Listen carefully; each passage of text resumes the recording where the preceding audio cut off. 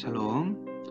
오늘 우리가 하나님의 말씀을 아침 새벽 묵상을 통해서 함께 앞으로 나누기 원합니다. 오늘 사무엘상 16장 1절에서부터 13절의 말씀을 가지고 사람의 생각과 하나님의 생각은 어떠한 차이가 있는지 함께 말씀을 통해 은혜를 나누기 원합니다. 오늘 말씀은 생명의 삶을 늘 근본으로 해서 그 근간을 중심으로 매일매일 말씀을 나누겠습니다. 말씀 함께 보겠습니다. 여호와께서 사무엘에게 이르시되 내가 이미 사울을 버려 이스라엘 왕이 되지 못하게 하였거늘 내가 그를 위하여 언제까지 슬퍼하겠느냐? 너는 뿔에 기름을 채워 가지고 가라. 내가 너를 베들레헴 사람 이새에게로 보내리니 이는 내가 그의 아들 중에서 한 왕을 보았느니라 하시는지라. 사무엘이 이르되 내가 어찌 갈 수 있으리까? 사울이 들으면 나를 죽이리이다 하니 여호와께서 이르시되 너는 암송아지를 끌고 가서 말하기를 내가 여호와께 제사를 드리러 왔다 하고 이새를 제사에 청하라. 내가 네게 행할 일을 가르치리니 내가 내게 알게 하는 자에게 나를 위하여 기름을 부을지니라. 사무엘이 여호와의 말씀대로 행하여 베들레헴에 이르매 성읍 장로들이 떨며 그를 영접하여 이르되 평강을 위하여 오시나이까? 이르되 평강을 위함이니라. 내가 여호와께 제사로 왔으니 스스로 성결하게 하고 와서 나와 함께 제사하자 하고 이새와 그의 아들들을 성결하게 하고 제사에 청하니라. 그들이 오매 사무엘이 엘리압을 보고 마음에 이르기를 여호와의 기름 부으실 자가 과연 주님 앞에 있도다 하였더니 여호와께서 사무엘에게 이르시되 그의 용모와 키를 보지 말라. 내가 이미 그를 버렸노라. 내가 보는 것은 사람과 같지 아니하니 사람은 외모를 보거니와 나 여호와는 중심을 보느니라 하시더라. 이새가 아비나답을 불러 사무엘 앞을 지나가게 하매 사무엘이 이르되 이도 여호와께서 택하지 아니하셨느니라 하니 이새가 산마로 지나게 하매 사무엘이 이르되 이도 여호와께서 택하지 아니하셨느니라 하니라. 이새가 그의 아들 일곱을 다 사무엘 앞으로 지나가게 하나 사무엘이 이새에게 이르되 여호와께서 이들을 택하지 아니하셨느니라 하고 또 사무엘이 이새에게 이르되 내 아들들이 다 여기 있느냐? 이새가 이르되 아직 막내가 남았는데 그는 양을 지키나이다. 사무엘이 이새에게 이르되 사람을 보내어 그를 데려오라. 그가 여기 오기까지는 우리가 식사 자리에 앉지 아니하겠노라. 이에 사람을 보내어 그를 데려오매 그의 빛이 붉고 눈이 빼어나고 얼굴이 아름답더라. 여호와께서 이르시되 이가 그니 일어나 기름을 부으라 하시는지라. 사무엘이 기름 뿔병을 가져다가 그의 형제 중에서 그에게 부었더니 이날 이후로 다윗이 여호와의 영에게 크게 감동되니라. 사무엘이 떠나서 라마로 가니라. 아멘. 사울이 하나님의 말씀에 순종하지 못하고 자신의 생과 그리고 자신의 위치를 또 백성들에게 수많은 인기를 얻고자 계속적으로 하나님과 말씀에 순종하지 못함으로 그 모습을 지켜보고 있었던 사무엘 선지자는 사울 왕을 생각할 때마다 늘 언제나 가슴이 아프고 눈물로 밤을 지새웠습니다. 이 모습을 하나님께서 보고 계셨죠. 그리고 하나님께서 사무엘을 불러서 말합니다. 더 이상 사울 때문에 슬퍼하지 말라라고 말씀하시지요. 그리고 베들레헴 사람 이새의 아들 중에서 다시 새로운 왕을 한 명을 다시 뽑겠다라고 하나님께서 사무엘 선지자에게 말씀해 주십니다. 그리고 그 왕을 세우러 가라라고 명령하시죠. 그러나 사무엘 선지자에게는 한 가지 고민이 있었습니다. 그것은 바로 무엇이냐면 왕을 세우기 위해서는 그에 합당한 여러 가지 과정들이 필요하지요. 사람들을 모아야 되고 왕을 세우겠다고 기름을 부어야 되고 또 그것을 공포하는 이러한 과정들이 필요했습니다. 그래서 사무엘이 아직 사울이 왕인 이 시대에 다시 다윗이나 또 그 외에 이 외의 왕들을 세우고자 할 때는 그것이 불가능한 것이죠. 왜냐하면 쿠데타가 되는 것이니까요. 그래서 사무엘은 하나님 앞에 자신이 어떻게 그 일들을 할 수 있겠느냐라고 하면서 하나님 앞에 묻지요. 그때 하나님께서 말씀하십니다.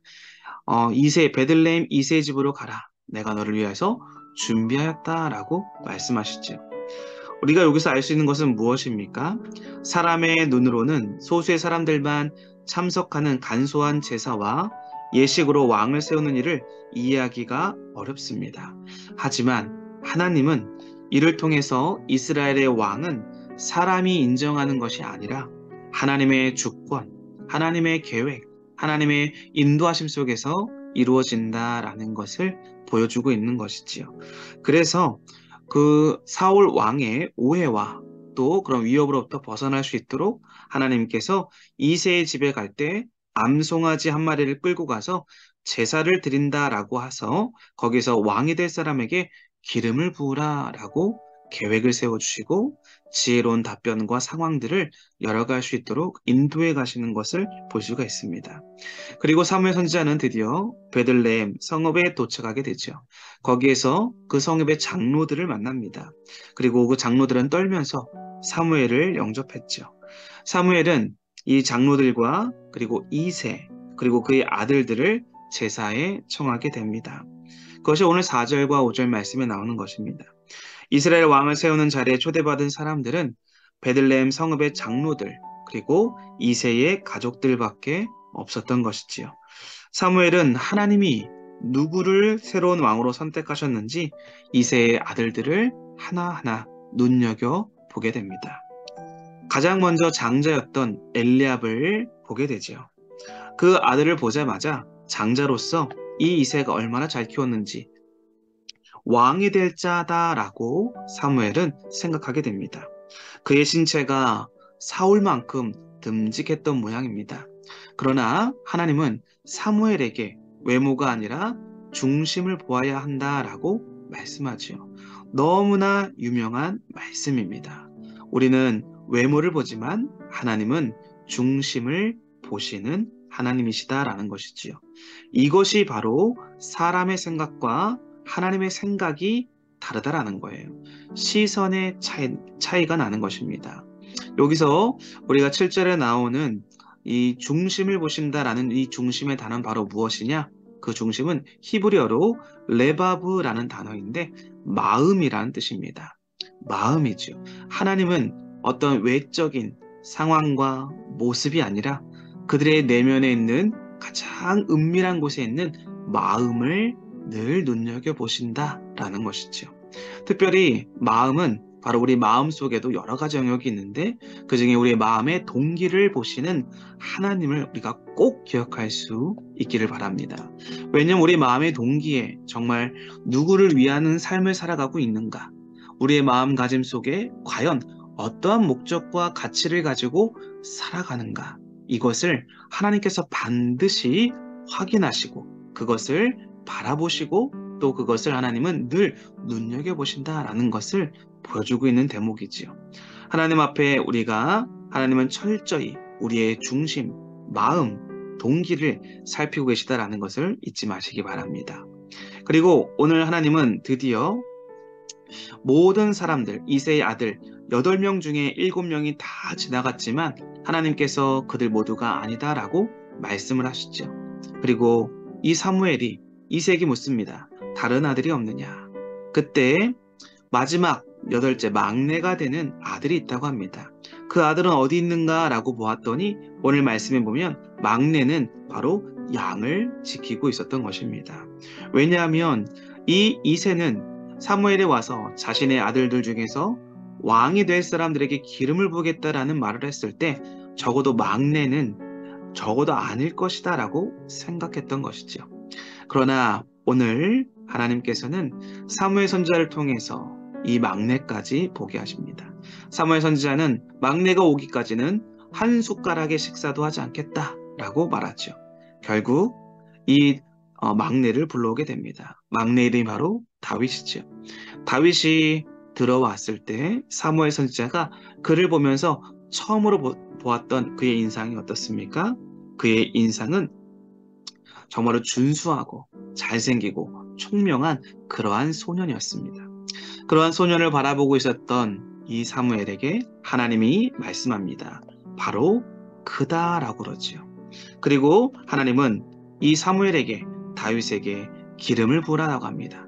기름을 부었을 때 어떠한 일이 일어납니까? 바로 하나님의 영이 바로 다윗에게 임하게 되는 것을 볼 수가 있습니다. 여기서 우리가 마지막으로 알 수 있는 것은 무엇이냐? 사람의 눈에 다윗은 왕처럼 보이지 않을진 모르지만 하나님의 눈에는 그가 바로 이스라엘의 왕이었다라는 것이지요. 그러면서 하나님께서는 인간이 생각하고 계획하는 것을 뛰어넘으시고 또 부족하고 연약하고 왕 같지 않아 보이는 작은 소년에 불과한 다윗이었지만 하나님의 영이 그에게 임함으로 그 다음 사울 이후에 하나님이 세우시는 새로운 왕으로 그를 점찍는 것을 볼 수가 있습니다.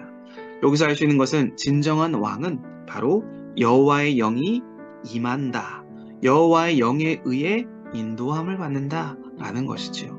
성경에서 하나님이 세우시는 왕, 하나님의 대리자로 민족을 다스리고 이끌 수 있는 리더십을 가진 그 왕은 바로 하나님의 영에 의해서 인도함을 받는 왕이 되어야 한다라는 것이지요.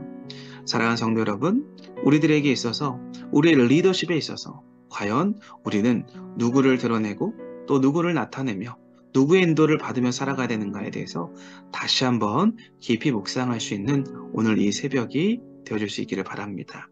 오늘 왕, 진정한 왕으로 하나님께서 점찍으시고 세우시고 계획하신 하나님의 생각과 시선은 우리들의 생각과 시선과 너무나 다르다는 것을 볼 수가 있지요. 하나님의 주권에 의해서 하나님 우리의 중심, 마음을 늘 언제나 눈여겨보시고 그리고 하나님의 영에 의해 인도함을 받는다라는 이 세 가지 사실, 오늘 우리 성도님들 가슴에 새기시고 주님의 시선에 우리의 마음과 생각과 삶을 온전히 고정할 수 있는 아름답고 귀한 하루가 되기를 주님으로 간절히 기도하고 축복합니다. 기도하겠습니다. 하나님 감사합니다. 오늘 이 새벽에 우리가 하나님 앞에 어떠한 리더로 또 부르심에 합당한 사명자로 설 것인가? 오늘 하나님께서는 언제나 우리들에게 말씀으로 가르쳐 주시고 깨우쳐 주십니다. 그리고 그 말씀에 따라 순종하는 자들에게는 탁월한 리더십과 은혜를 부어주신 줄로 믿습니다. 하나님의 주권 아래에서 항상 우리의 마음을 주님 앞에 온전히 올려드리고 우리의 마음의 동기를 늘 살피며 주님이 기뻐하시고 성령이 인도하시는 대로 순종하며 그 길에 인도함을 받는 우리 성도님들 다 될 수 있도록 함께하여 주옵소서. 오늘 하루도 주님께서 동행하시고 주님의 뜻에 합당한 삶으로 살아가는 귀한 하루가 되기를 원하오며 예수님의 이름으로 기도합니다. 아멘.